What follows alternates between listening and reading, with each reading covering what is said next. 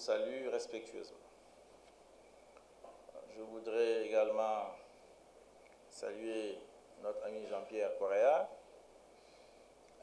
qui est l'une des plumes les plus sûres de ce pays, un talent avéré et reconnu par tous. Mais permettez-moi également de saluer et de remercier notre ami Moustapha Dieye, qui a eu cette idée, cette bonne idée de nous convier à un grand oral. Mënoon naa ko wax sax ci wolof wala nga fa manier ka kan la, mais je vais parler en français. Alors, le grand oral me ramène 40 ans en arrière. Parce qu'à l'école polytechnique de Paris, après les épreuves écrites, vous êtes déclaré admissible ou pas. Et lorsque vous êtes admissible, vous devez passer un grand oral et un petit oral. Alors, j'ai passé le grand oral, évidemment. Mais j'ai rencontré, j'étais en train de flâner à Montparnasse, j'ai rencontré un de mes oncles qui s'appelle Kémo Mané. Il était chauffeur à l'ambassade du Sénégal en France. Et Kémo Mané me dit, mais qu'est-ce que tu fais là? Et tes concours? J'ai dit, bon, voilà, je suis admissible à Polytechnique. Il me dit, viens. Il me fait rentrer dans un magasin et il m'achète un costume.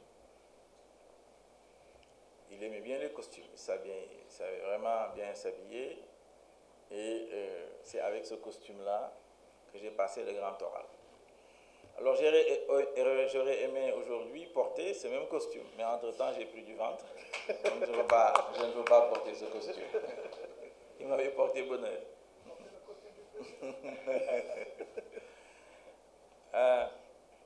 Vous avez devant vous un homme aux 5C qui veut être président de la République le 25 février 2024, dans un Sénégal où l'état de droit est chahuté, dans un Sénégal où les esprits ne sont pas tranquilles, où on parle de paix et de stabilité, avec des problèmes institutionnels, des problèmes économiques, et qui ne peut pas faire l'économie de l'industrialisation.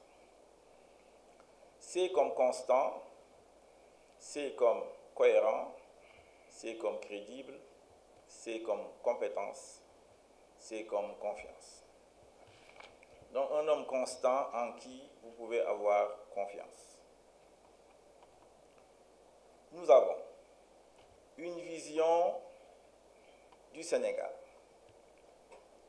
à partir du rêve de nos ancêtres et de nos illustres devanciers qui se sont battus pour la liberté et l'indépendance du pays, mais également pour asseoir la démocratie, pour asseoir la République et asseoir la responsabilité citoyenne. En 2008, j'ai écrit que l'Afrique était l'enjeu du monde. Mais aujourd'hui, notre coalition MLD-TECI 2024 estime qu'il faut aller plus loin. Il faut tracer la perspective qui fera du Sénégal, au sein de l'Afrique de l'Ouest, à l'horizon 2045, l'une des 10 plus grandes économies du monde.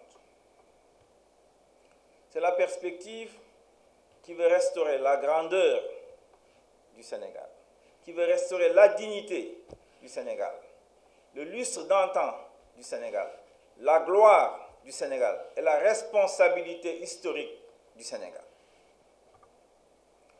C'est cette perspective que nous voulons tracer à la jeunesse. Il faut 4 conditions. Il y a 4 conditions sine qua non pour cela, pour redresser le Sénégal. Et il faut bien redresser le Sénégal. Et c'est autour de ces 4 conditions que nous avons ensemble bâti l'agenda de redressement national ou l'agenda de rupture nationale. Le premier de ces piliers, c'est de restaurer les valeurs de courage patriotique, de respect de la loi, de respect de la femme, de respect de la parole donnée, de la concertation et de la détermination dans l'action, le respect du bien public, du respect de l'argent public, Et autour de ces valeurs, nous allons nous occuper de la santé et de l'éducation. Nous devons apprendre de la COVID-19. Notre système de santé doit être renforcé, mieux financé et décentralisé. Dans chaque pôle régional de développement, il devrait y avoir un CHU et une université. Il va falloir nous battre pour que les prédateurs fonciers ne détruisent pas l'université Cheikh Anta Diop. Mais s'agissant de l'école, on ne le dit pas souvent, il y a 3 parties dans l'école sénégalaise.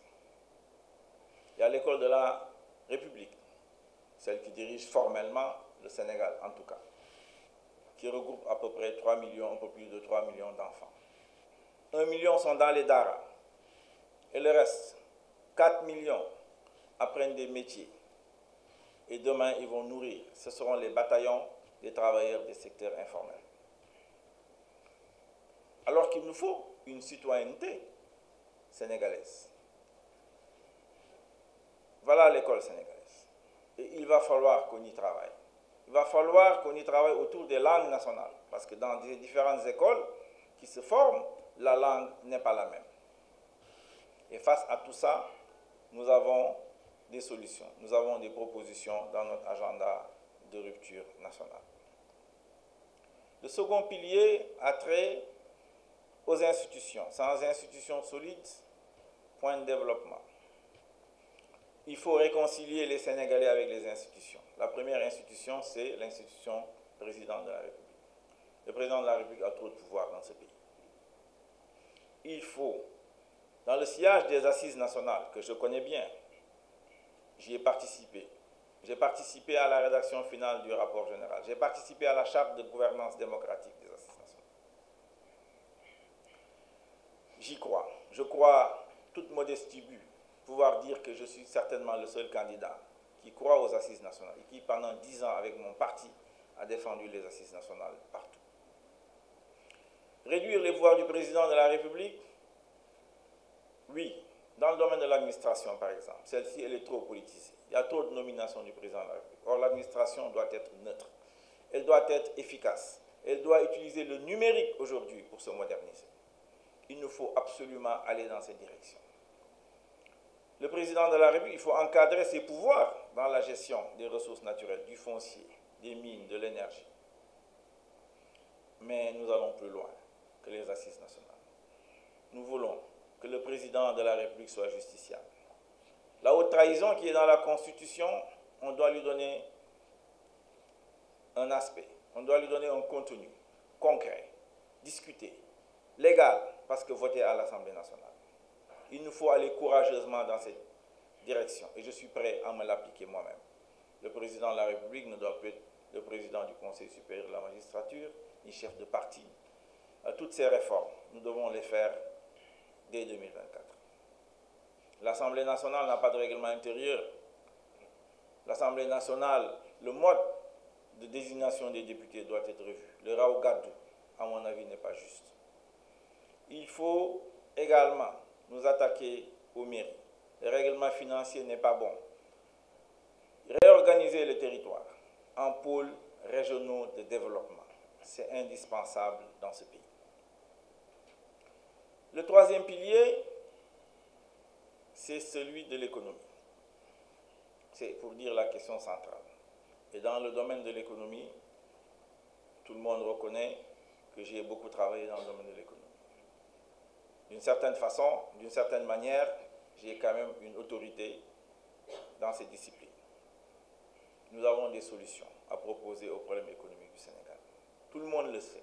Le système actuellement, le système du PSE ne marche pas. 10% d'emplois offerts au maximum à ces 300 000 jeunes qui arrivent tous les ans sur le marché du travail. Ça ne peut pas continuer comme ça. Le système va exploser. Il faut absolument le réformer. Et pour cela, nous proposons, dans le sillage encore des assises nationales, pour me répéter, d'aller à l'industrialisation planifiée. Et c'est possible. Nous proposons des filières industrialisantes. Je peux en évoquer quelques-unes aujourd'hui. Par exemple, celles qui touchent à la souveraineté alimentaire, les industries agroalimentaires. Il est quand même impensable qu'on revienne au pacte colonial, cultiver l'arachide pour l'exporter en Chine, comme on le faisait avant en France. C'est du pareil au même. Nous devons reprendre les huileries, investir dans nos huileries et faire de l'huile d'arachide. La souveraineté alimentaire autour de la tomate, du sucre, des oignons, des pommes de terre, des moutons de Tabaski, au moins, mais également le poisson. Ce qui se passe aujourd'hui dans nos mers, où on veut liquider la pêche artisanale avec des bateaux soi-disant chinois, est inacceptable. Même les yabos et les sardinelles ne sont pas épargnés. Notre coalition MLD-TECI 2024 est d'accord que l'une des premières mesures à prendre, c'est d'arrêter ce pillage-là, ce que j'appelle le trafic de pêche.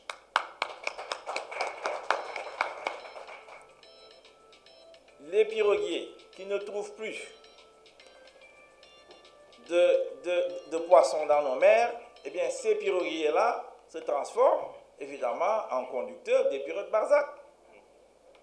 Et il faut l'arrêter par ce que nous avons dit, mettre fin tout de suite à ce trafic de pêche. 600 000 personnes autour de la pêche artisanale. Il faut la remonter, il faut la réorganiser. Donc, la filière industrielle agroalimentaire est une de nos surpriorités, pour ainsi dire, si on peut parler ainsi.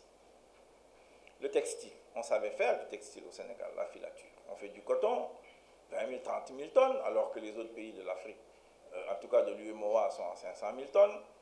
Reprendre la filière textile, reprendre nos engrais, on ne peut pas faire des phosphates. Ah, c'est l'élément quand même naturel important du vivant, donner ça aux Indiens pour qu'en retour les Indiens nous vendent des engrais. Voilà là où nous pensons qu'il faut aujourd'hui réorganiser l'économie sénégalaise pour créer des emplois. Il faut aller à l'industrialisation planifiée, nous avons des idées, il y a la filière numérique, il y a également d'autres filières que nous évoquerons évidemment dans la campagne électorale. Enfin, le quatrième pilier, c'est le pilier relatif à la sécurité, à la sous-région. On se développe avec ses voisins. On le sait, les problèmes de sécurité sont là, dans le Sahel, dans l'Afrique de l'Ouest. Il faut renforcer la sécurité. Même l'industrialisation doit toucher l'armée. Nous sommes pour l'élaboration et l'adoption d'une stratégie nationale de sécurité humaine. C'est indispensable. Mais également, il nous faut réformer la CEDEAO sur au moins deux plans. D'abord, le protocole additionnel. Les 2 mandats, pas plus de 2 mandats consécutifs de 5 ans en lettres d'or dans le protocole additionnel de la CEDEAO, c'est notre combat. La monnaie, on en parle beaucoup. Nous devons aller vers la monnaie CEDEAO parce que c'est elle qui peut faire sens. Et c'est possible. Si nous nous engageons, je l'ai déjà expliqué plusieurs fois, dans les réformes qu'il faut pour effectivement, rapidement aller vers la monnaie de la CEDEAO, c'est une position des assises nationales que je partage. Voilà les 4 piliers. Les 4 piliers de l'agenda de rupture nationale, de l'agenda de redressement national, qu'il nous faut appliquer dès maintenant pour tracer la voie de ce Sénégal dans l'Afrique de l'Ouest en 2045. Mais pour ce faire, nous avons besoin d'un gouvernement resserré, d'un gouvernement sérieux, d'un gouvernement de patriotes, pas d'un gouvernement de binationaux tardifs ou de fonctionnaires milliardaires. Un gouvernement de Sénégalais qui n'ont pas de complexe vis-à-vis de l'extérieur. Quand on est binational tardif, on ne peut pas regarder les yeux des Européens. On ne peut pas regarder les yeux du monde occidental. Or, nous avons besoin de combattants pour pouvoir appliquer cet agenda de redressement du Sénégal, pour aller de l'avant, pour donner de l'espoir à ces jeunes, pour un développement juste, pour un développement équilibré, pour un développement qui respecte la femme, qui respecte les jeunes, qui respecte les enfants, qui respecte l'environnement, pour un développement qui hisse notre culture à la dimension où elle doit être. Parce que nous sommes des Soudani al-Maghribi, nous sommes des Africains de l'Ouest, et je vous dis en 2045, Inch'Allah, le Sénégal dans l'Afrique de l'Ouest sera une des puissances économiques de ce monde. Je vous remercie.